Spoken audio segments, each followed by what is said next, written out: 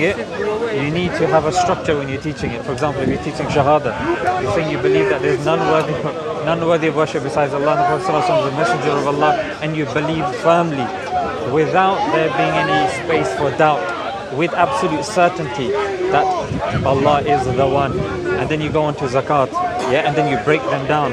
So it depends just on the teacher. I'm a primary school teacher myself as well. So if you're teaching Salah, and you're not teaching what the purpose of Salah is, like the whole purpose of Salah is to gain nearness to Allah, is to ultimately get awareness, like you said, ihsan.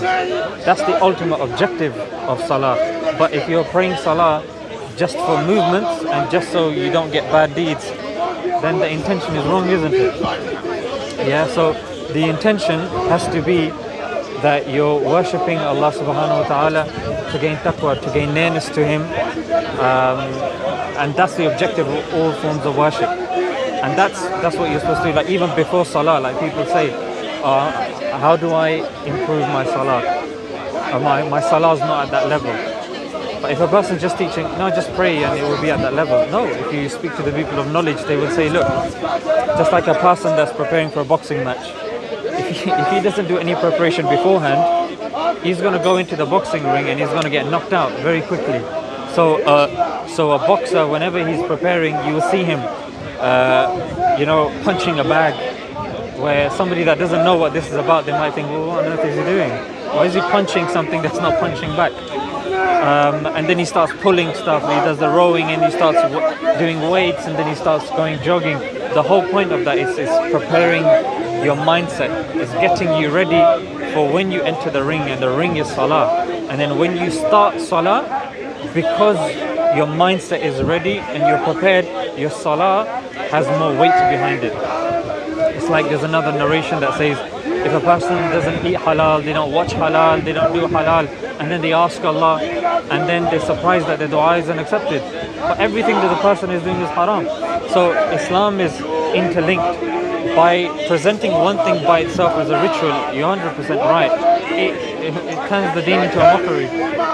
Yeah, and it makes it seem not practical to somebody that is living in the 21st century. It should and it has to have a spiritual effect on you. And it does and should make you refrain from sins. For example, if a person is with a bad relationship with his mother and he prays the Salah, after that Salah should have an effect on him. It should make him reflect. In fact, there was a study done, if I'm not mistaken, I think it was in about 2008 or something, and that study said that prayer, it calms the amygdala. So amygdala is part of the brain that makes a person feel very stressful, agitated. The fight or flight. The flight or flight response, exactly. So we have even scientific reasons or justifications of why praying Salah can calm a person. So I mean, if science can tell us how Salah is calming us, then surely religion should have something more to offer. And the more that it offers is purification of the heart. It removes sins from the heart. It makes you see things more clearer, more calmer. So I would say to him, when you're teaching Salah, definitely teach it with an emphasis on spirituality as well, because that's the emphasis of Islam. That's it. That's why I thought that the pillars and the Islam, they were different, like a different side to it. How do they connect in again? Yeah, so it's praying Salah and doing dhikr, it ultimately leads you to ihsan. So ihsan is the goal, Salah is the means. That's what it is. I think that's like in one sentence if I was to put it, yeah. These rituals are worship to the means, and the means is taqwa, God consciousness. For example, even with Ramadan and fasting, whenever we ask anybody, oh, why do you fast? They say, oh, so we feel what the poor people feel. That's one of the reasons. However, that's not what the Quran says. The Quran says we fast to gain taqwa, God consciousness. That's the objective, that's the goal. However, feeling what the poor people feel and other such reasons, they are peripheries. They're like branches. They're not like the main trunk or the main root. And the main root with any ibadah is taqwa, is God consciousness. That you're going down the street and you fear Allah. Yeah, if you're in a situation you see maybe 50 pounds on the floor, your salah should affect your decision at that moment in time. That's the beauty of Islam. Like Islam is a practical religion. Whilst other people will say, yes, we aim to get close. He does that every week. If you want, we can swap. If you feel threatened, yeah. Episodes. We move to the corner, Yeah, less noisy. yeah. We'll Just that you move move over the there. cameras as well. Yeah.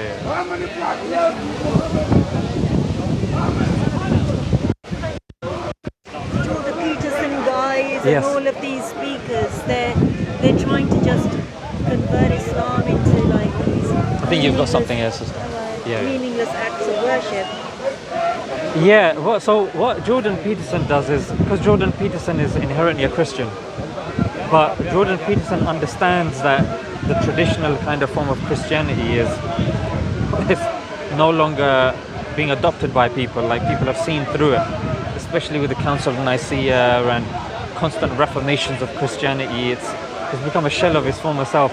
So what they're doing now is they're taking principles and they're taking new age ideas and they're kind of merging the two.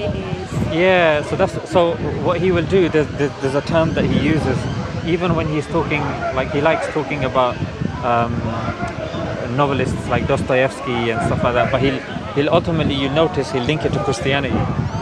But what he does is, there's a term, I've forgotten it now, what he says is these stories, it begins with A, it's like they're figures.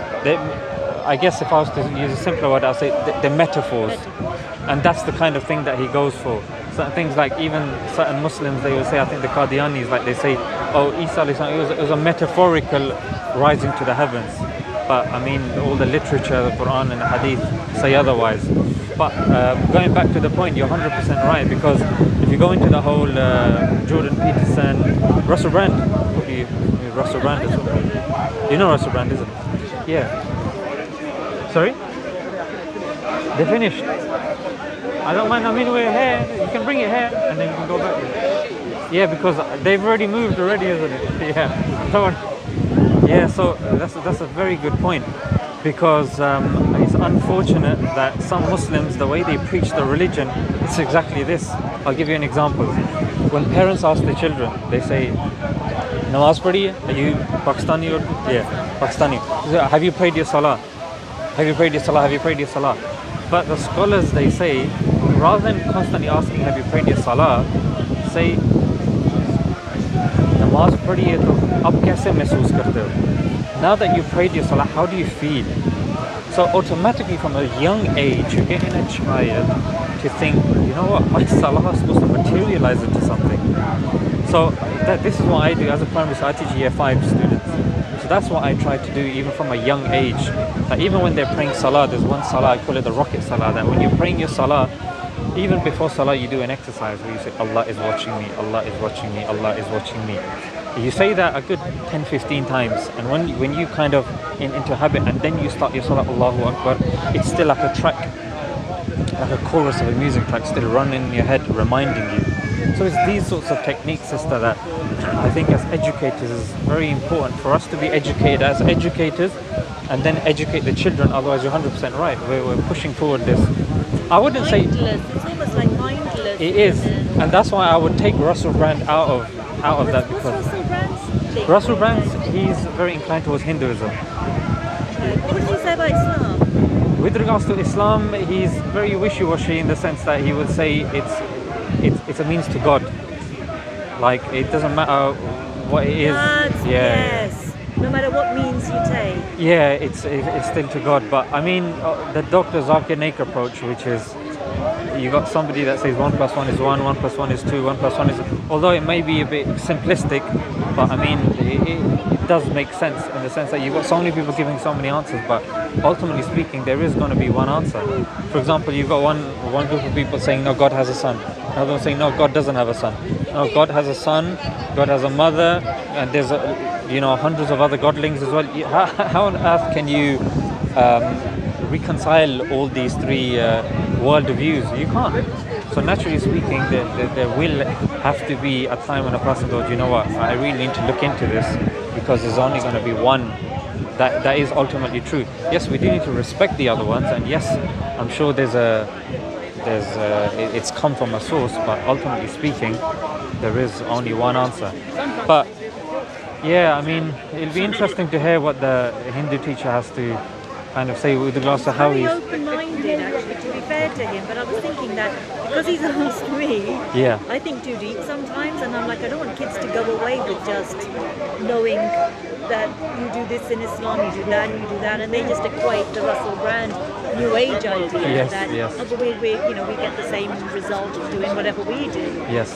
But I was thinking of saying that maybe Islam is also our reason of existing as well. There's- That we're here to cultivate the land. Maybe they could start with growing something, or I mean, thinking because he's an academic, maybe just if we just give him like a few points, it might not necessarily materialize into anything. I mean, reflecting on it, two books do come to mind that do go a bit deeper. One that might be really relevant to him is called a Thinking Person's Guide to Islam. Yeah, and it's a very good book where he has delved in deeper into the kind of spiritual aspects, and he's linked old age kind of thinkers and philosophers like Socrates and Plato, and he has kind of looked into it. It's a very good book, A Thinking Person's Guide to Islam. Yeah, and the other one that I would say is Imam Ghazali's book. That's a very good book as well. It's a concise Ihya Ulumuddin. Yeah, these two books are in English. does that mean Elia? Here, it's something really fancy like the light of guidance or something like that. Yeah.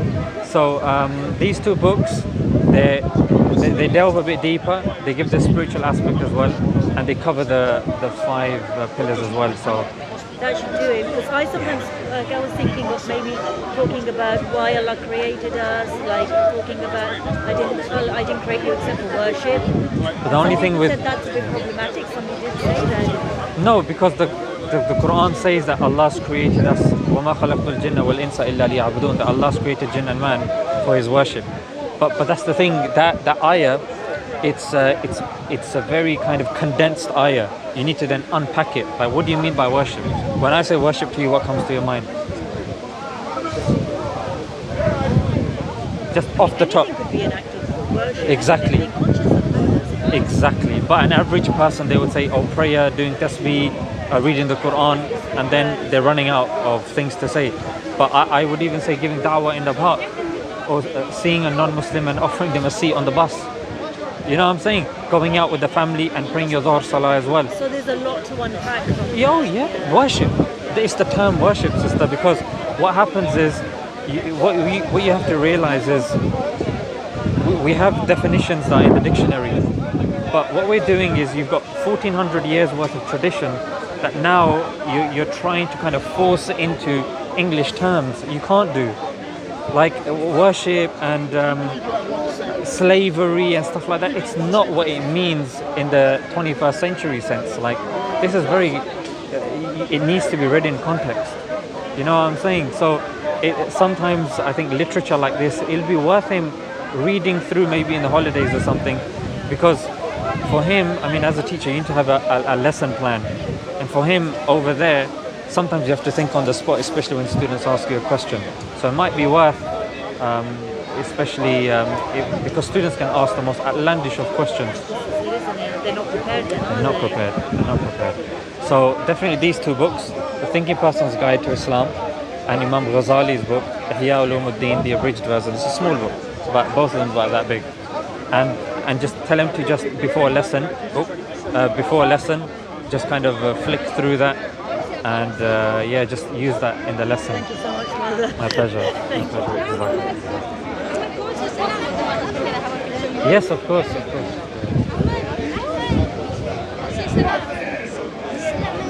Assalamu alaikum. How are you, young man? MashaAllah. You enjoying your day out, yeah? Yeah, you too. Yeah. MashaAllah. You've raised them well. Assalamu alaikum. How are You you? okay? Alhamdulillah, not too bad. MashaAllah. Kichuku. We really enjoy your videos, mashallah. Very encouraging, alhamdulillah. Keep it up in this time, 21st century. We need this kind of thing. Yes. Attracts a lot of youngsters, youth. Jazakallah. I often tell them go on to yours, which is very good, alhamdulillah. Masajid's a bit different. I think this is what people are after, something on YouTube, something different. Exactly. So keep it up, mashallah. Barakallah Jazakallah. feekum. Just take a photo. Of course, of I was course. watching your videos. MashaAllah. Aisha, MashaAllah. stand here. My students, I even tell them, watch 2Jannah because you learn Islam in a fun way. MashaAllah. They really enjoy it as well. Keep up the hard work. Jazakallah. Jazakallah. I appreciate it.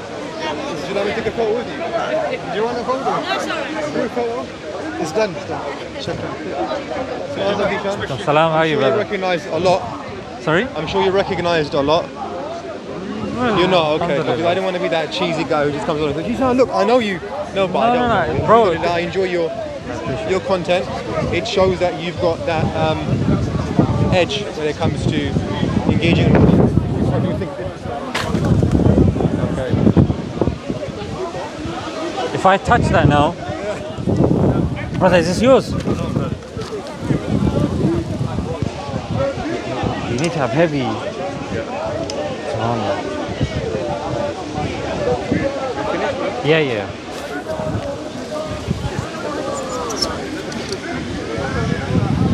Who's that?